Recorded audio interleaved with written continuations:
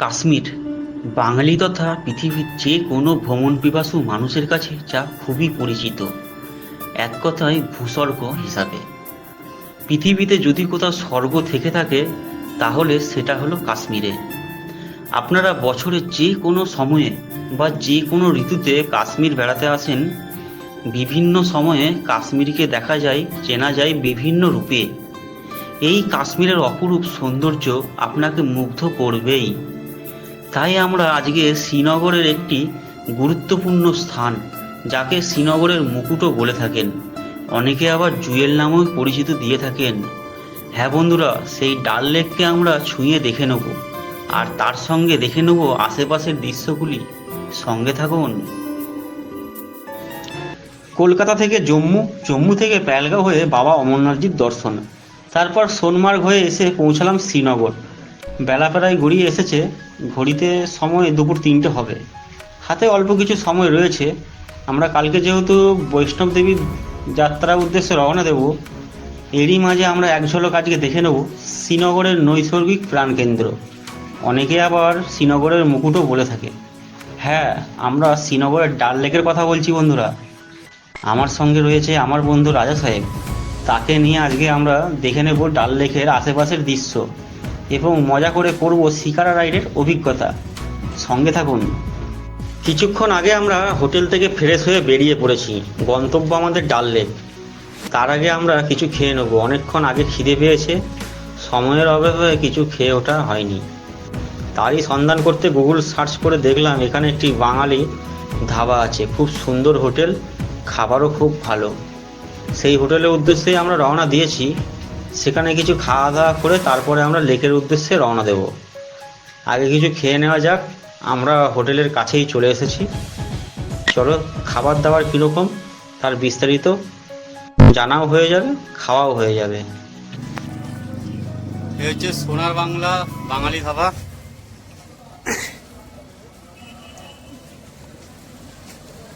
শ্রীনগর, ডাল লেক, মমতা চক, সব ধরনের খাবার পাওয়া যায় মোটামুটি। ভেজ থালি, ডিম, চিকেন, মটন সবই পাওয়া যায়। অবশেষে সোনার বাংলা হোটেলে এসেছি। সেই লাল চক থেকে হেঁটে হেঁটে এসেছি খুঁজে খুঁজে, গুগল ম্যাপ শো করে। দেখা যায় এখানে সব ধরনের থালি পাওয়া যায়, তবে এখন যেহেতু যাত্রা চলছে তাই আমি ভেজ থালিটা অর্ডার করেছি 160 টাকায়, পেট ভরে খাবার। কী আসছে দেখা যাক, তারপরে জানাচ্ছি। চলে এসছে, এখানে ভাত আছে, ডাল আছে, একটা পোস্ত আছে, আলু চোখা আছে। চলো খেয়ে দেখা যাক কী আছে, কীরকম কী টেস্ট।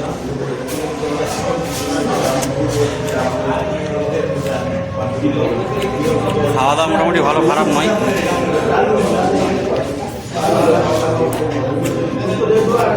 শুক্তো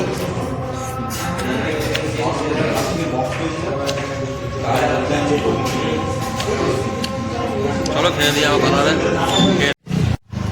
বন্ধুরা, আপনাদের একটা জিনিস দেখাচ্ছি, দেখুন। কাশ্মীর তো খুব ঠান্ডা জায়গা, দেখবেন একটা জিনিস দেখাচ্ছি। ওই দেখুন দূরে কাশ্মীরে আইসক্রিম বিক্রি হচ্ছে।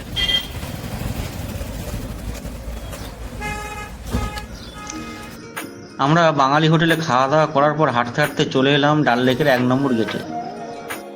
এই মিনিট 5 মতো হাঁটলেই কিন্তু আপনারা ডাল লেকের 1 নম্বর গেটে সহজেই পৌঁছে যাবেন। আর আজকে আমরা লাল চকের কাছে যেখানে নাইট স্টে করবো, সেখান থেকে ডাল লেকের দূরত্ব 2 কিলোমিটারের মতো হবে।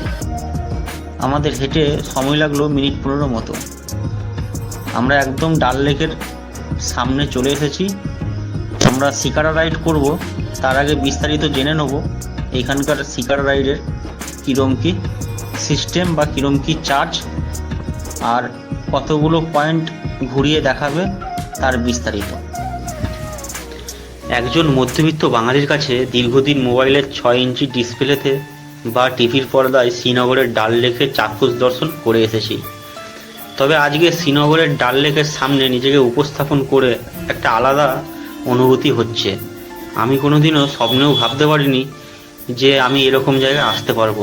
দুঃখের বিষয় হলো আমার হাতে সময় কম, তা না হলে খুব ইচ্ছে করছে এই যে ডাল লেকের পাশে একটি হোটেল বা ডাল লেকের মধ্যে অবস্থিত হাউস বোটে 1 রাত নাইট স্টে করার।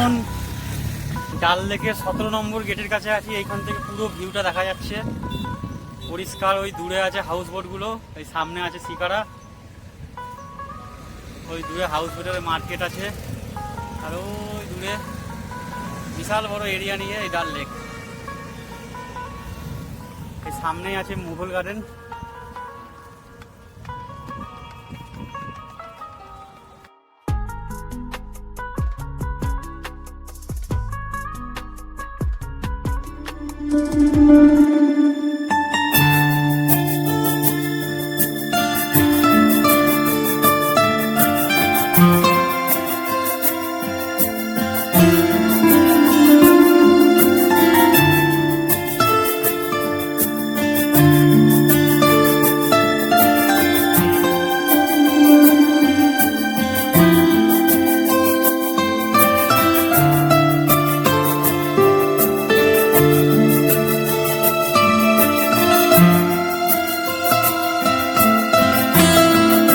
আমার সামনে ডাল লেকে ভেসে বেড়াচ্ছে অসংখ্য শিকারা। এখান থেকে আমি দৃশ্যমান করছি দূরের ওই ফ্লোটিং মার্কেট, অর্থাৎ ভাসমান বাজার, Meena market, Nehru park, mission Kashmir প্রভৃতি জায়গাগুলো এখানকার বিশেষ আকর্ষণীয়। এবং আমার সামনে যে বড় বড় হাউস বোটগুলো দেখছেন, এই হাউস বোটে কিন্তু আপনি চাইলে রাত্রিবাসও করতে পারেন। দু একজনের সাথে শিকারা রাইডের জন্য কথাবার্তা বলছি, তারা 5 পয়েন্ট ঘুরিয়ে দেখার জন্য 2500 থেকে 3000 টাকা চার্জ করছে। আবার এই রেটগুলোই ভালো করে যদি বার্গেনিং করি তাহলে 1500, কেউ বলছে 1200, আবার কেউ 1000 টাকাতেও রাজি হয়ে যাচ্ছে। সেরকমই একজনের সাথে কথাবার্তা বলে আমরা শিকারা রাইড করব।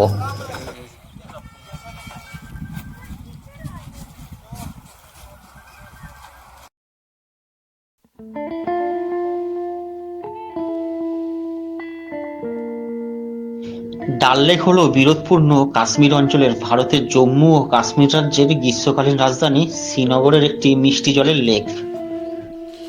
এটি জম্মু ও কাশ্মীরের দ্বিতীয় বৃহত্তম হ্রদ এবং পর্যটক ও স্থানীয়দের দ্বারা শ্রীনগরের সবচেয়ে বেশি দর্শনীয় স্থান হিসেবে কাশ্মীরি উপত্যকার পর্যটন কেন্দ্র। বিনোদনের উপযুক্ত অংশ বিভিন্ন পর্যটকেরা কাশ্মীরের মুকুট বা কাশ্মীরের জুয়েল নামেও নামকরণ করে থাকেন।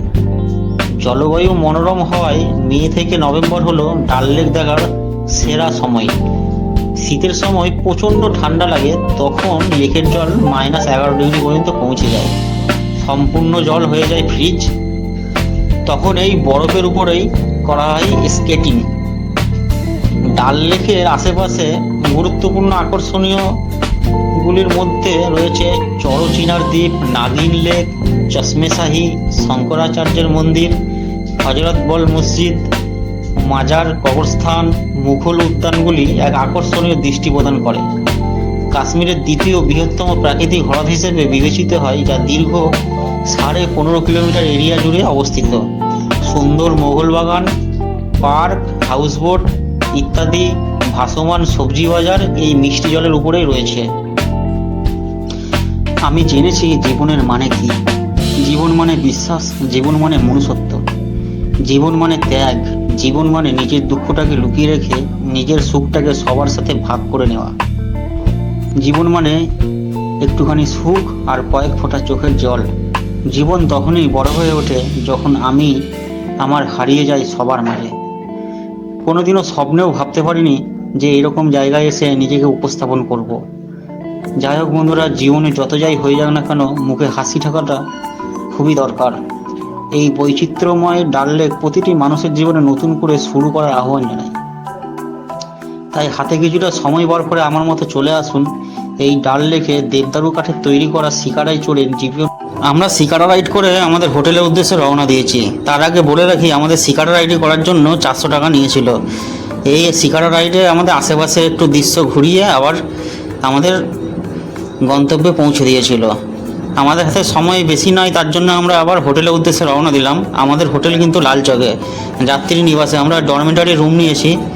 এই ডরমিটরি রুম মাত্র 200 টাকায় কীভাবে বুকিং করবেন তার বিস্তারিত আমরা হোটেলে গিয়ে বলছি। চলো ধীরে ধীরে যাওয়া যাক।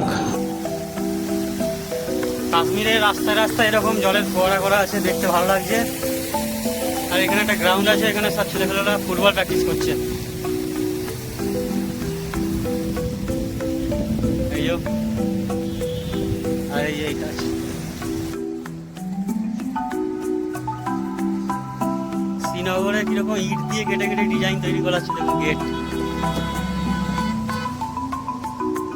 এটার ভেতরে একটা পার্ক, এখন রিপেয়ারিং এর কাজ চলছে। আর শ্রীনগরের রাস্তা কিন্তু কোনো নোংরা নাই, জায়গায় জায়গায় ডাস্টবিন করা আছে এবং পরিষ্কার পরিচ্ছন্ন। প্রতিটা বিল্ডিং এর ছাদে এরকম টিন দিয়ে কাঠামো করা আছে, কারণ যখন খুব অতিরিক্ত বরফ পড়ে তাতে জমে এক জায়গায় যেন স্থির না হয়ে যায়। যেন শ্রীনগরে রাতে ঘন্টাঘর বা লাল চকের দৃশ্য, এই সেই ঘন্টাঘর, বিখ্যাত ঘন্টাঘর শ্রীনগরের। একটা পুরো মেলের মতো একটা মানে পরিবেশ।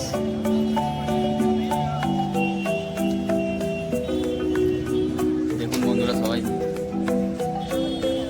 বন্ধুরা যারা এই যাত্রী নিবাসে, শ্রীনগরে যাত্রী নিবাসে থাকতে চায়, এরা ঘন্টাঘর বা এই লাল চকে আসবেন। এই দিক দিয়ে এসে লাল চকে এখানে এসে বড় করে লেখা আছে যাত্রী নিবাস।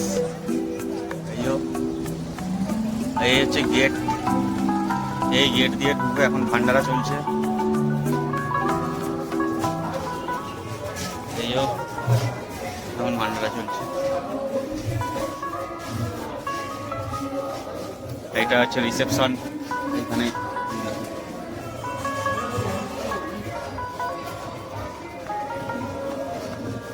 সমস্ত কিছু ডিটেলস এখানে আছে, check in, check out time. আর উপরে রুম আছে, ডরমেটারি রুম। যাই বলে কি ভান্ডারা চলছে। সিঁড়ি দিয়ে এরকম উঠে যেতে হবে, মোটামুটি 4 তলায় 5 তলায় ডরমেটারি রুম আছে বন্ধুরা। দেখাচ্ছি যেমন এই রুমটাতে আছে। এর 6টা করে 12টা বেড পাতা আছে।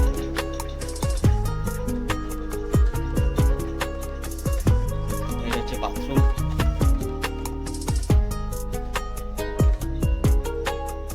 এটারও ব্যবস্থা আছে।